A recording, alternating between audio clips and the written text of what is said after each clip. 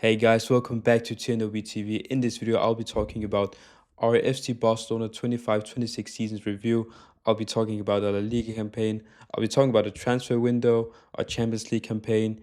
I'll be dabbling in our Super Cup, Copa del Rey campaigns, and I'll give a review. If you guys think I'm too harsh, if you think I'm too kind, maybe let me know in the comments below. Make sure to like the video if you do enjoy the video, and let's just get straight to it. The 25-26 review, and yeah, expected departures, because at the end of last season we already know what we had to do, who we had to get rid of. We wanted to get rid of Ter Stegen. You know what, let me, before I get into names, let me just show the players. The first name I named it, Marc-Andre Ter Stegen. His wages are way too high. We've been trying to get rid of him for 2 years now. For 2 years now, he doesn't want to go. He doesn't want to leave. His wages are way too high. Can you blame him? I mean, if you're on his money and you knew that you wouldn't get the same contract in another club, would you blame him? Not really, but he has tarnished his legacy a lot. We wanted to get rid of him. We did send him out on loan to, I believe it was Girona. But yeah, that was one of the first departures that I wanted before the start of this season. Second one is the agent. For a few seasons now, I mean, we remember the red card against PSG. A lot of people are arguing about him being the blame for the goals against Inter, not marking a Serbi in the 90th minute when they equalized, and not blocking the shot in the overtime when they scored 4-3. And he's just not reliable. He's just not reliable. He's not the same player he was like 4 or 5 years ago, where he was one of, I mean, if you guys can believe it, he was one of the best center backs in the world, and now he's just a meme. He's got mental issues. He's going down to you know where, and I'm calling him the agent now. I don't even want to say his name. And he was another player that I was fully expecting to be sold this summer, but he didn't. But who did we actually sell? Who left our club? Ansu Fati. Ansu Fati left us. It was expected. I mean, he didn't really get minutes. He was very injury prone, and he went to AS Monaco on a loan, and he's been tearing it up. He's been doing very well. I think he's on double-digit goals. I saw a tweet where he had more League on goals than Ousmane Dembele, and Ousmane Dembele is on a Ballon d'Or charge right now. So Ansu Fati, I think he's done very well, and I do expect us to sell Ansu Fati. I think he's expressed himself that he doesn't want to come back. He want to stay in AS Monaco. He really likes it there. And you know what? Fair play to him. Fair play to him. I hope he gets his career back on track. And then there's this high one, Joe. This guy wanted to leave. This guy wanted to leave to get more minutes, and then look, he doesn't even play for PSG. He barely features for any games. He played more games for Barcelona than he does for PSG. I mean, this guy was, and we sold him for what, 8 million? 8 million euros. We got rid of this guy finally. I mean, he was also expected, but I didn't want to include every player. I wanted to include players that wasn't 100% where we were going to sell. I mean, we already knew that we would get rid of Longley, and finally we got him off his books. He's been permanently sold to Atletico Madrid, I think for free. So as long as we got rid of him in our wages books, I'm happy with that. And then there's this guy. I mean, look at his smile. He just won the league with Al Nassr. Congratulations to Al Nassr, and congratulations to Inigo Martinez. But fucking hell, we got rid of this guy. He was arguably the best center back, or top three in Europe last season. And then we just got rid of him. I know Barcelona didn't want to get rid of him. I know it was Inigo Martinez himself who wanted to go, and I know that we couldn't offer the same wages that Al Nassr were offering, but it hurt, man. It hurt. And I know he was only with us for one season, but it really hurt. And now the signings that we made, this is where it gets interesting, because with the signings, we wanted a backup for Rafinha, because last season Rafinha and Lamine Yamal, alhamdulillah, they were free. I mean, they didn't get any injuries for the entire season basically. And we knew that if they did get injured, we were fucked. So we had to get backup for both Lamine Yamal and Rafinha. Other than that, we had to get a goalkeeper because our goalkeeper was Wojciech Szczesny last season. We had to replace this guy. I mean, we had to replace this guy. Now you'll see if we did or not. I mean, you already know the answer. But let's get into it. The goalkeeper, we saw Juan Garcia. Very good signing. Very, very, very good signing. He was probably the best goalkeeper we could have gone for. I mean, this guy was held in Espanyol. I think he saved Espanyol from relegation. And then a few weeks later, he joined Barcelona. I mean, this guy, he's a legend. He's not a legend, but like the way he did it, the way he left Espanyol for us, being our rivals. I mean, I already love this guy. I mean, as distribution, he's sweeper keeper. He's ball stopping is absolutely phenomenal. I really like this guy. He's already one of the best goalkeepers in the world, if not top three. And then we got Marcus Rashford. We got a substitute for Rafinha, and it's what we wanted. It's what we wanted. We got him on a loan. This guy we paid 24 million euros for him. We got him on a loan, and when we got him, I was happy with it. Aston Villa the season before, he did very well. He got to the quarterfinals with the Champions League with Aston Villa, and he was very good for them. And when we saw him in Man U, he wasn't really good, but we already know because he's not very happy in Man U. They don't really value him as much as we do, or as much as Aston Villa and Unai Emery did. You saw his Instagram post a few days ago where he was thanking Barcelona, Hansi Flick, Unai Emery, but he didn't thank Man United. I mean, that already tells you why. And he's been good for us this season. He's been very good for us this season. And then we got a substitute for Lamine Yamal. I do feel bad for Rooney Barge. I mean, we only gone for 2 or 3 million euros, so I do feel bad for him because he is covering up for the best player in the world, and if he's not injured, Lamine Yamal won't be coming off. You won't take off Lamine Yamal in any games unless we've already won the league, but now he's been injured. So I do feel for Rooney Barge being the substitute for the best player in the world, but hey, we got our coverage, and we already saw how good Rooney Barge is. So I'm very happy with that. And then in the January transfer window, unexpectedly, we got Joao Cancelo back. And I mean, what a signing he's been. I want him to be permanent now because he's way better than Balde. Balde hadn't been performing. He was injured a bit, but he hadn't been performing for Barcelona. And when we got Joao Cancelo, I was very skeptical. And I mean, it was because of last season. No, not last season, 2 seasons ago, where we signed him on a loan and he wasn't very good defensively. I think he cost us against PSG. I mean, obviously he was the agent, but he wasn't very good defensively. Obviously, going forward, he's one of the best fullbacks in the world, but defensively, he's very lackluster. But this season, he's been very good. I know a lot of goals can come from our left back position where there's loads of overlaps from the right back, the opponent's right backs, and that is Joao Cancelo's weaknesses, but he's been very good for us, and what a transfer it's been. Now there's this guy. Where's a replacement for Inigo Martinez? Where is it? I mean, Deco, Hansi Flick, where's a replacement? I think that's disgraceful. That's absolutely disgraceful. We improved on our goalkeeping position, and we didn't really improve on the wings because they weren't starting players. And Joao Cancelo was like, it wasn't needed, but it was a good addition. Center back was needed. A center back was needed because we have Pau Kubarsi, who's a starting center back. The agent isn't reliable. Eric Garcia is not a starting center back for FC Barcelona, let's just be honest. The same goes for Andres Christensen. And Gerard Martin, he was a left back last season. He hadn't been playing as center back. I mean, him playing as center back and actually being kind of decent wasn't expected. And I think it's an absolute disgrace from Deco and Hansi Flick and from the overall boardroom. Not really Hansi Flick, it's not really his fault. More Deco and Laporta for not investing in a center back. At least getting someone on loan. At least get someone on loan, like for a season. A good center back, a reliable center back on loan, because we can't rely on Gerard Martin and Pau Kubarsi in a full season for FC Barcelona. We can't. So we didn't replace Inigo Martinez. And when you look at the value, I mean, this is very interesting. We made profit last season.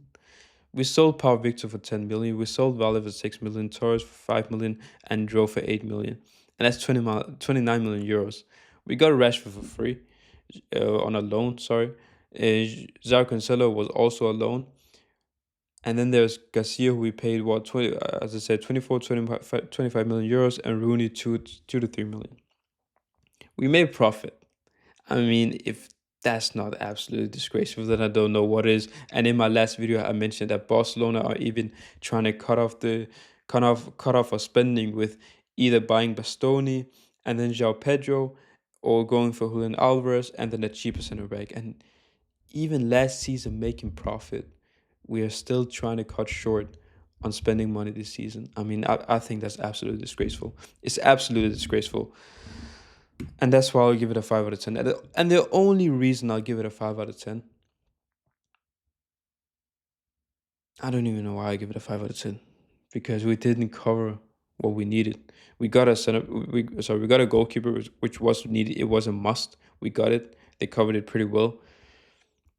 The backups, I mean, they're backups. It's easier to get backups than getting a starting player. But a center back was needed. A center back was absolutely needed, but we didn't get it. We absolutely didn't get it, and I think that's disgraceful from these two, and that's why I will be giving it a 5 out of 10. If we did get a center back, then the rating would be higher, and it will be depending on who we get, because Juan Garcia in itself is a 8 out of 10, 9 out of 10 signing, maybe even a 10 out of 10 signing. Rashford and Rooney Bargi was very good, but not replacing Inigo Martinez and heading into a season with Pau Kubarsi and Jared Morton as our two center backs, it had to drop from a very good score to a 5 out of 10. You could even say 4 out of 10. And if you think I'm too harsh, maybe if you think I'm too kind, let me know in the comments down below. And let me know why. Why do you think I'm too harsh? Why do you think I'm too kind? I think 5 out of 10 is pretty fair, but I'm very disappointed, and I will be going more in depth in this later on in this video. Then there's the La Liga season, and yeah, heading into the La Liga season, we saw a bad transfer market. I mean, this was even before João Cancelo. So who we had signed: Juan Garcia, Rashford, Rooney Bargi. That's it.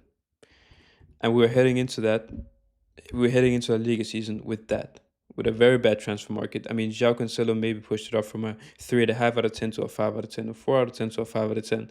But before that, it was a very bad transfer window. I remember no Barca fan was happy. I wasn't happy. And then we looked at our main two competitors, Real Madrid and Atletico Madrid. Real Madrid, they sacked Ancelotti, which was needed. They got Xabi Alonso, and at that time, Xabi Alonso was like the next up-and-coming world-class manager. 2 seasons ago, he had just gone invincible with Leverkusen in the Bundesliga, and he was playing champagne football with Leverkusen. They brought Xabi Alonso in. They sorted out the left back position, because before that they have Frank Garcia and Ferland Mendy, and now they brought in Carreras. And with their centre back options, they had a lot of injuries last season.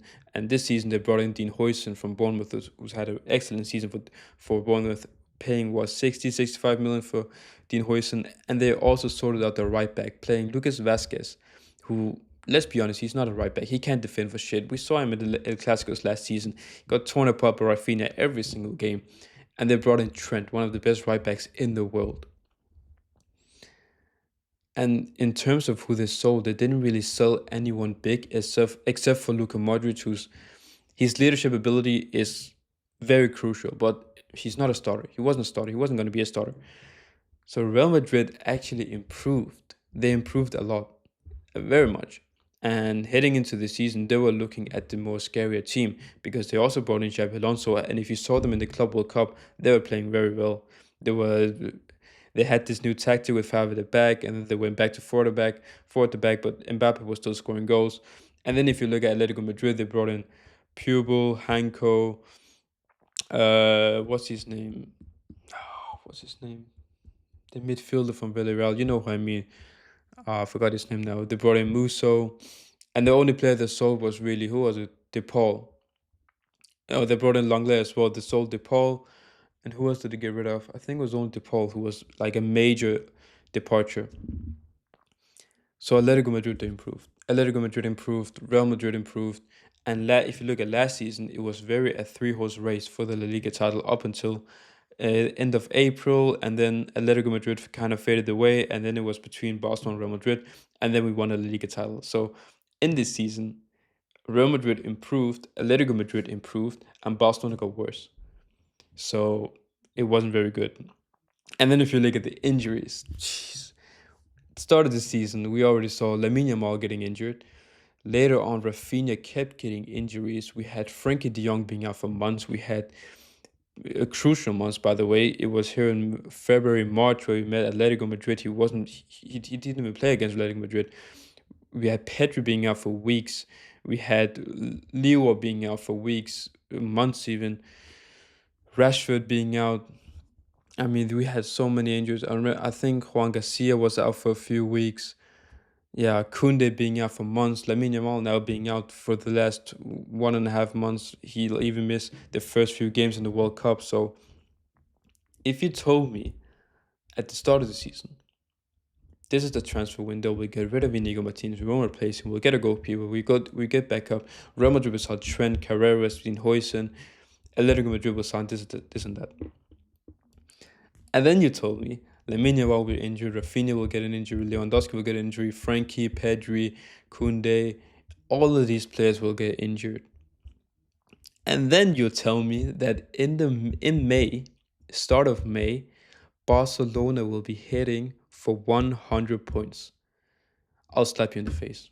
I'll slap you in the face because how the hell did we nearly get 100 points? I know we've lost the last two games and we got 94, but how the hell did we nearly get 100 points? It does not make any sense at all. And I think it speaks more value to the quality of La Liga and how bad Real Madrid has been and how bad Atletico has been, especially in the league.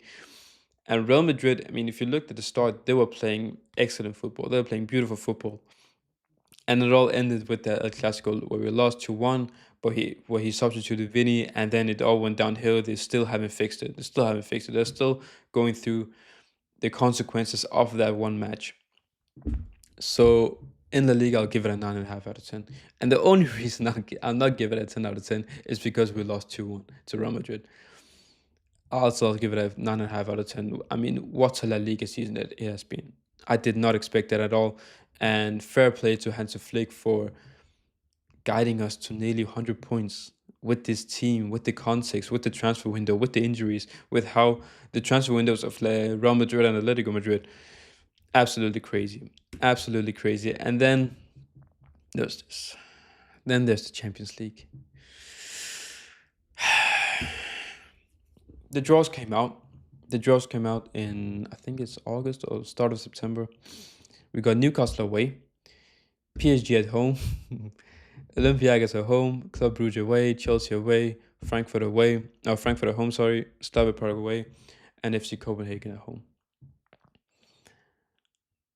Let's talk about the expectations and then what happened, because I'll just say right now, we got top 8, and that's all that matters. I don't care if we got first, second, third, or eighth.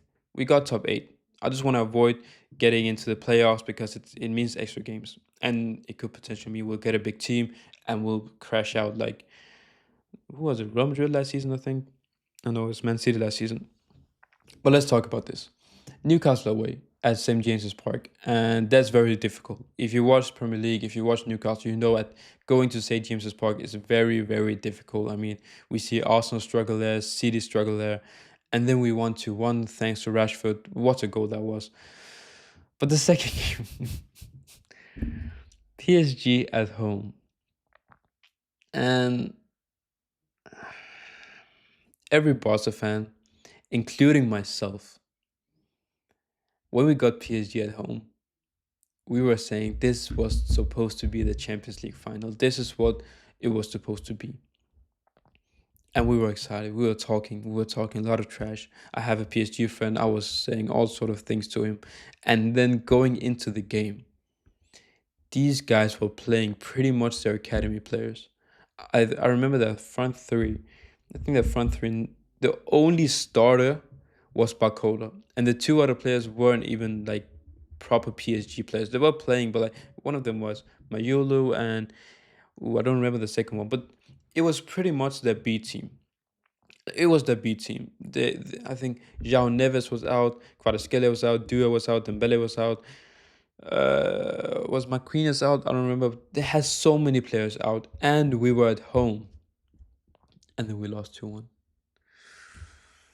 This was so embarrassing. It was so embarrassing, and at that point we all knew that not getting a center back is gonna cost us the season, and it did, which I will talk about later. Olympiacos, we won 6-1, I believe. Club Brugge 3-3 away from home, and then there's Chelsea. And this was like a Twitter El Clasico. This was like a Twitter matchup, because on Twitter there's a lot of Barcelona fans and there's a lot of Chelsea fans. And at that point, it was a huge talking point. Everyone was talking about this game. The Barcelona fans were talking to Chelsea. Chelsea fans were talking to Barcelona. And Chelsea at this point were pretty much, or a bit, maybe around December, they won a title charge. They were a few points behind Arsenal or City, and they were pretty much saying, we're on a title race. We're going to win the league. That's what they were saying. We're going to win the Champions League. We're going to win the league. Obviously, now you'll see them. They're in, what, ninth or eighth. But at this point, this was like Chelsea at the highest point. Losing to Chelsea away is not the worst. Okay, it's fair enough. We lost to Chelsea away, but it's the manner we lost. We lost 3-0 away from home at Chelsea, and Chelsea pretty much dominated the entire game. There was one chance we had was Ferran Torres, and I remember I got so mad when he missed that chance. And Lamine Yamal was pretty much shut out the entire game by Marco Cucurella, and embarrassing, absolutely embarrassing. And we had two big games. You could maybe count Newcastle, but the two big games was PSG and Chelsea, and we lost both. And that's pretty much Barcelona. We meet a big team in Europe, we lose because of our high line, because of the way we play. I mean, we know in La Liga it works, the high line works, but in Champions League when we play against quality players, the high line is very risky, because it'll cost us. It'll cost us. They got quality players. But anyway, Frankfurt we won, Slavia Prague we won, and Copenhagen we won, and we got fifth place in the group stage, or in the league phase, which is good. I'm happy with fifth. And then we got the draw. And when we got this draw, we were saying semi-final minimum. Let's first talk about this real quick. PSG, Chelsea, Gala, Liverpool.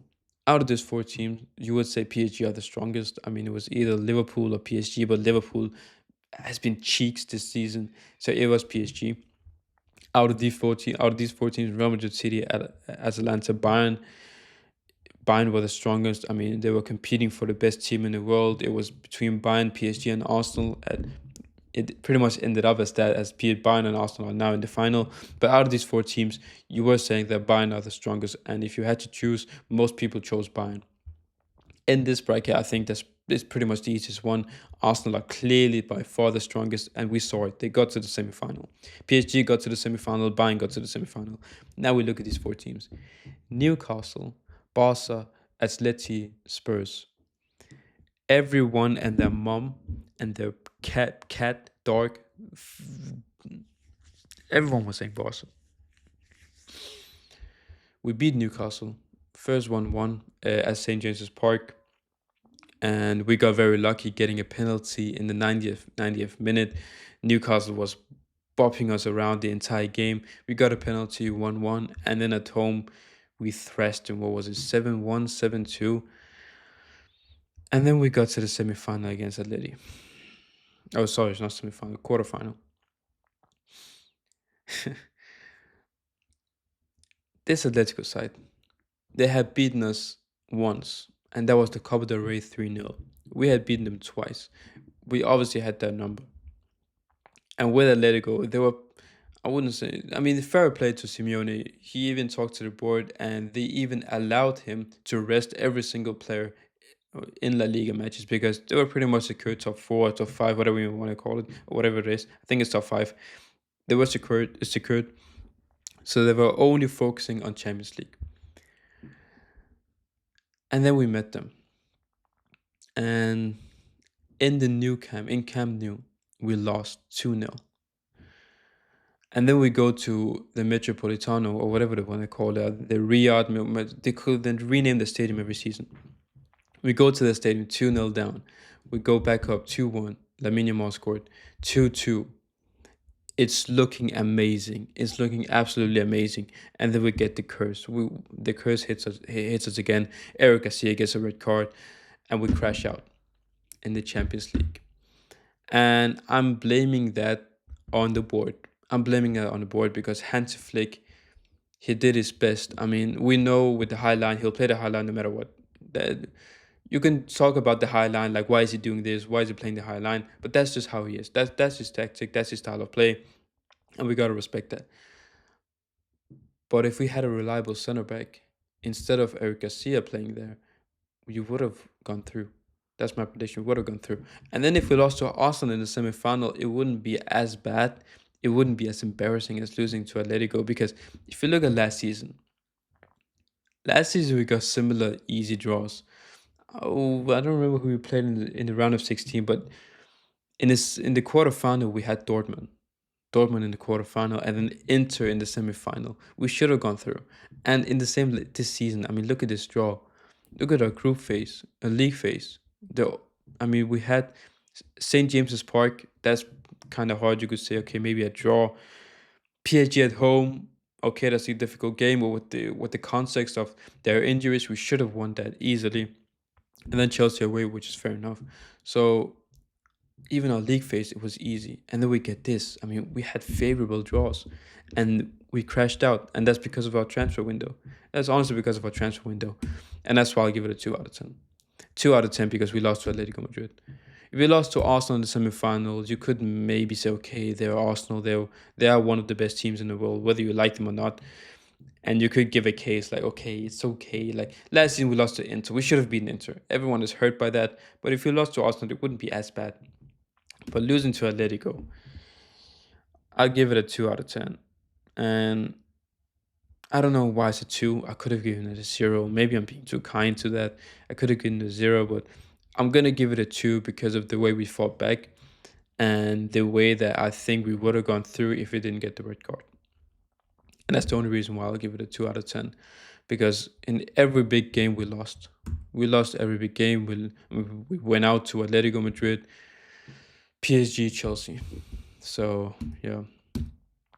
Overall season, we won the La Liga. Fair play. Well done. We won the Super Cup. I mean, if I'm being honest, as a trophy itself, I don't really care about the Super Cup. If you only won the Super Cup in a season, that's an absolute failure. The only thing that gives me happiness, that's beating Real Madrid, because next season or the season after that, we won't be saying, oh, we won the Super Cup last season, we won the Super Cup 2 years ago. No, we'll be saying, we beat you. We beat you more games. We beat you in more encounters in this season. I mean, this season we beat them twice, they beat us once. And we beat them twice because we played in the Super Cup. That's the only happiness I get from the Super Cup. So I don't care about that. Then there's the Copa del Rey semi-final. I mean,